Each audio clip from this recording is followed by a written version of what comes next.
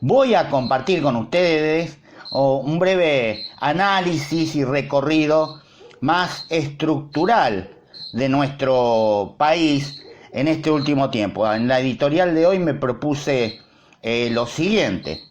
Por supuesto, el título va a resultar muy esquemático y simplificador, pero un título tiene que acotarlo. Uno tomando o segmentando, si se quiere, los últimos 145, 150 años, uno podría marcar, si se puede hacer de esa forma, insisto, es esquemática, porque vamos a ver algunos vaivenes, dos etapas. Tomo 1880, ¿por qué? Porque es cuando Argentina ya constituido como, o ya configurándose como una nación con cierta identidad, ya con una constitución que venía de 1853, lo que tiene que ver la inserción dentro de el mundo o de la economía mundial con el modelo agroexportador, en la división internacional del trabajo, para decirlo en términos marxistas, hasta mediados de los 70, si se quiere, una etapa progresiva dentro del mundo capitalista, tanto a nivel nacional como también dentro del contexto internacional del país. Insisto, es esquemático, porque en el medio vamos a tener cuestiones coyunturales, nacionales, y también, por ejemplo, la crisis del 29. Hay que hacer esa salvedad. Y podemos marcar que desde 1974 entre 1974 y 75 hasta la actualidad, la curva es descendente. También haciendo la aclaración que en el medio tenés distintas coyunturas, donde hay mejoras y luego nuevos números, indicadores, proyectos que llevan a empeorar cuestiones vinculadas a lo político-económico. Pero, digamos, la curva estructural uno puede decir que es descendente. Por eso la editorial, el nombre es ¿A dónde va la Argentina? Y no es coyuntural, no es sobre el próximo trimestre ni el próximo gobierno. Es una pregunta que tiene, si se quiere, un carácter histórico y una proyección a futuro, más allá, como les decía, de lo que puede ser un trimestre, el año que viene o el próximo gobierno.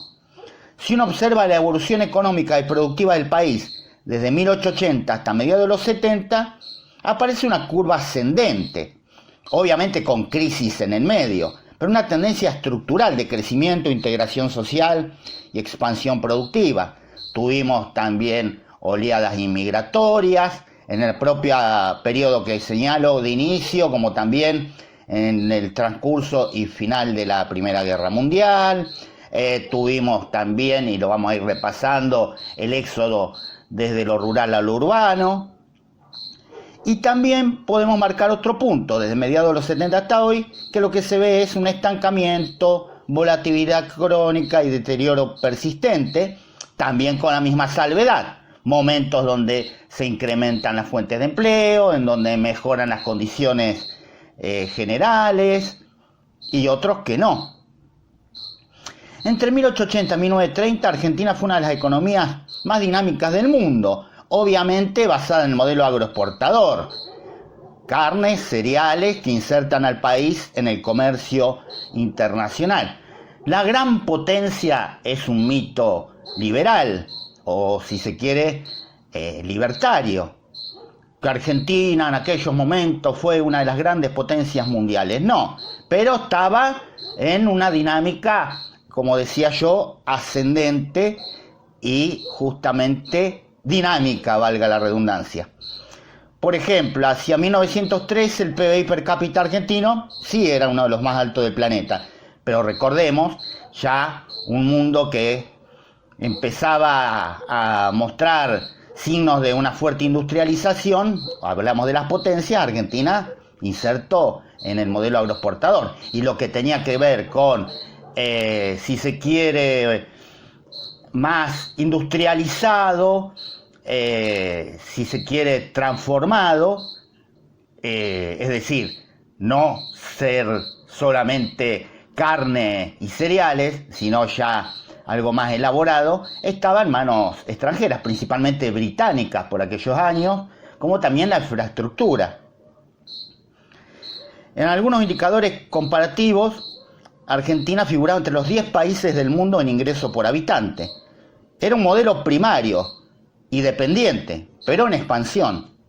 La población crecía, se iba desarrollando la infraestructura, se iban extendiendo los ferrocarriles, se iban modernizando los puertos. Por supuesto que había desigualdad, pero la estructura económica avanzaba. Y también después hay que hacer una diferencia entre la pobreza y desigualdades de aquellos años con los actuales. Por supuesto. Entre 1930 y 1974, repito, con crisis en el medio, con coyunturas, con contextos, podemos decir que entramos en una etapa de una mayor industrialización y movilidad social. Tras la crisis del 30, empieza lo que es la industrialización por sustitución de importaciones, la sigla ISI, que ustedes pueden encontrar en los libros de historia, inclusive dentro de lo que es la llamada década infame. Por eso digo que a veces también tenés crecimientos, mejoras, o si se quiere, ciertas condiciones sociales en alza, aún en contextos donde en lo político uno decía, qué desastre. Y por supuesto negociados en el medio, eso no lo descartamos. Podemos señalar aquel episodio que tenía que ver con el comercio de las carnes, que tuvo como protagonista a Lisandro de la Torre a mediados de los 30, y lo que fue el asesinato de Enzo Bordavere, el senador electo por Santa Fe, que dio lugar a una excelente película, perdón que haga este paréntesis, Asesinato en el Senado de la Nación. Y fraudes electorales, clima represivo. Estamos hablando acá de economía. Entre los 40 y los 70 se consolidó una estructura industrial diversificada. Metalmecánica, automotriz, siderurgia, la industria pesada, energía. Si se quiere, obviamente no a la altura de otros procesos industriales. Pero sí, ya estamos hablando que no somos exclusivamente exportadores y productores de carnes y cereales. Saltando, como les decía, acá vamos a tener los gobiernos peronistas, el éxodo del campo a la ciudad, que es donde ahí se logra la gran adhesión o la gran base, si quieren, militante y electoral, porque recordemos que los inmigrantes, no todos, pero la mayoría ya venía con una identidad política. Insisto, no todos, porque en la inmigración viene un amplio espectro y conjunto de personas. Y es ahí donde el peronismo encuentra su base de apoyo, que es quien emigraba internamente del campo a la ciudad. Luego va a venir, por supuesto, el derrocamiento de Perón en el 55, los gobiernos de Frondizi alternado con Guido, y luego Ilia, que es derrocado también, que vamos a tener Onganía, Levingston, Lanusse, pero insisto con lo mismo, estamos hablando en términos económicos. Después, otro día, o si se quiere, en alguno de mis podcasts, iremos desarrollando, y seguramente lo haremos, los periodos políticos en sí. Y de paso hago propaganda de mis podcasts, que los pueden encontrar en YouTube. Bueno, hacemos un salto, ¿no? Para no hacerlo tan extenso. Para dar algunos indicadores, hacia 1974, Argentina registraba una pobreza por ingresos prácticamente inexistentes en términos masivos. Unas estimaciones la ubican por debajo del 5%. ¿Qué pasaba en esa época? Y se extendió incluso hasta la época de Alfonsín.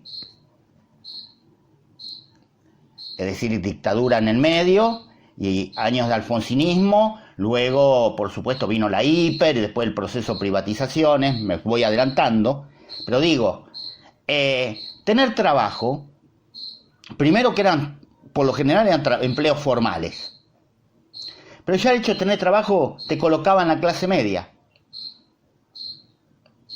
te garantizaba, por supuesto, en aquellos momentos, si uno va a documentales de la época y hacían encuestas en la calle, decían, no, qué mal que estamos, no, esta crisis, esta Argentina siempre lo mismo, porque uno siempre va comparando con lo anterior, si se quiere.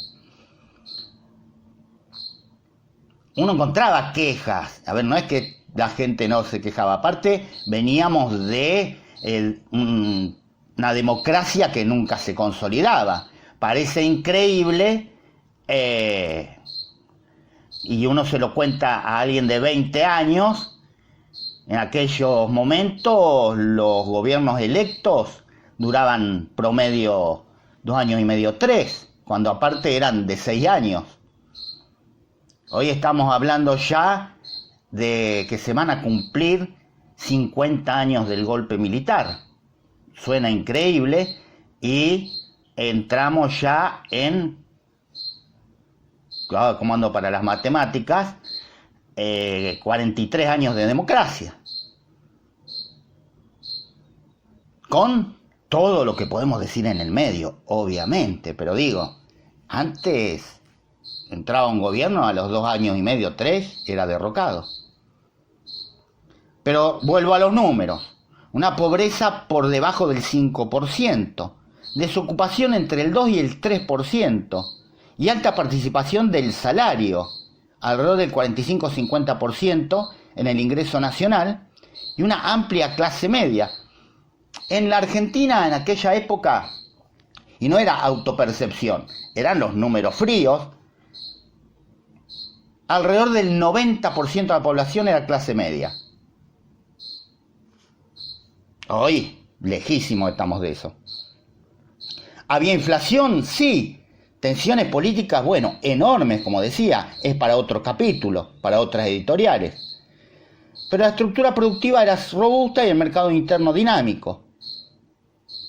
Todo, como dije recién, tenía su trabajo, no necesitaba tener dos, trabajaba, más allá que tiene que ver también con cuestiones de la época, trabajaba, hablo en términos de necesidad, un solo integrante de la familia. Estoy hablando de una familia tipo, un matrimonio, 2 o 3 hijos. Y digo, también era una cuestión idiosincrática, si se quiere, de los roles. Pero digo, en cuanto a necesidad, trabajaba un solo integrante de la familia.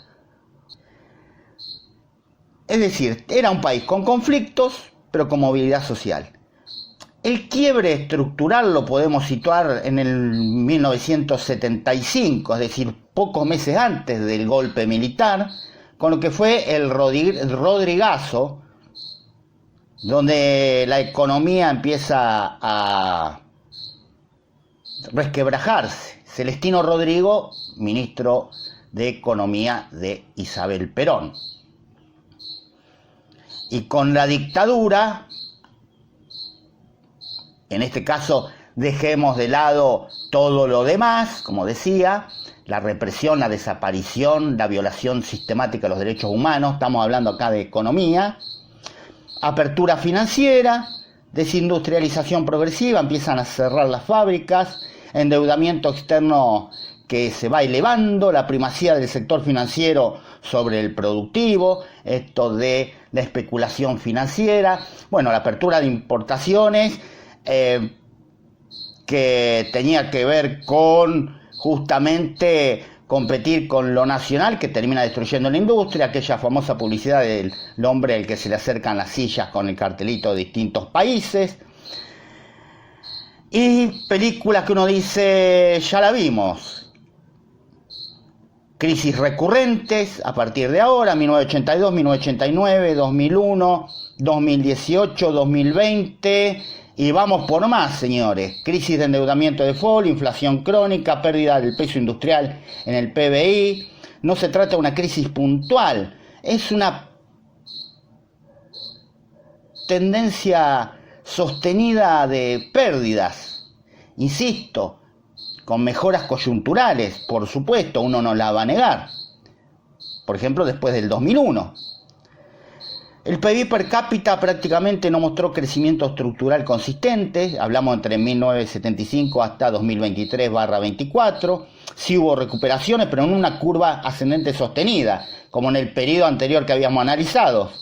Los datos sociales del deterioro, la pobreza que en los 70 era marginal se volvió estructural. Hiperinflación, tanto en los finales del gobierno de Alfonsín como principios del gobierno de Menem. También 2001-2002 hubo un rebrote inflacionario importante. Sin crisis terminales, en el último tiempo la pobreza se movió en torno al 30-40%, incluso más en algunos periodos. La desocupación, que en el 74 rondaba el 2 o 3%, llegó al 18% en el 95 tras el efecto tequila y más del 20% en 2002. Aún en años de la recuperación, creció el empleo informal, la calidad laboral se deterioró, hoy tenés que tener 2 o 3 trabajos, changas, etcétera. Tienen que trabajar la mayor cantidad de integrantes de la familia posible. El fenómeno más grave no es coyuntural, sino la pobreza persistente intergeneracional, segunda, tercera generación. Y más allá de los gobiernos, los últimos 50 años, donde hubo gobiernos militares, radicales, peronistas, liberales, desarrollistas, etcétera, hubo etapas de mercado abierto y etapas de fuerte intervención estatal. Por eso digo, aún con proyectos diferentes, privatizaciones masivas, restatizaciones, expansión del consumo, ajuste, pero la constante fue la dificultad para reconstruir un sendero estable de desarrollo productivo. Y el problema parece más estructural que ideológico. Y hay un gran dilema de pasarse una economía que crecía aún con tensiones a una economía que no se consolida. Sobran los recursos en todo sentido, porque sigue habiendo desde lo que nos provee, si se quiere, la naturaleza y la diversidad, más allá del avance del monocultivo, tenemos los recursos en cuanto a cierta infraestructura que quizás otros países no. Bueno, los recursos, en este caso no me gusta hablar de recursos humanos, sí, talento, formación, pero lo que parece faltar es que se consolide cierta matriz productiva, incluso lo hablo en términos capitalistas, más allá de que uno sea socialista, lo hablo en términos del sistema, ni siquiera nos vayamos a la revolución. Hablo una consolidación de una matriz productiva, una política exportadora y proteccionista por otro lado, estabilidad macroeconómica, un sistema impositivo claro, un régimen laboral moderno y competitivo. Hay países como Australia, miren qué variopinto, Australia, Francia y México, que van hacia la reducción de la jornada laboral. Acá todo lo contrario. Y una inversión sostenida en ciencia y tecnología. Y hasta ahora, al corto plazo, nos vamos alejando de eso. Entonces, esa es la encrucijada. Consolidar un modelo productivo basado en energía, agroindustria, economía del conocimiento, minería estratégica, o seguir profundizando todo lo que tiene que ver con la economía primaria sin valor agregado. Ir a la estabilización macroeconómica y ser previsible, o los ciclos permanentes de crisis. La historia demuestra que Argentina tuvo crecimiento casi de un siglo, insisto, con distintos ganadores, con crisis, con distintos modelos, con mayor democracia, con mayor represión, pero hablamos, insisto, nuevamente, ya finalizando, en términos económicos. ¿Se podrá volver a algo así, a una curva ascendente? La decadencia no es inevitable, pero tampoco se va a revertir sola.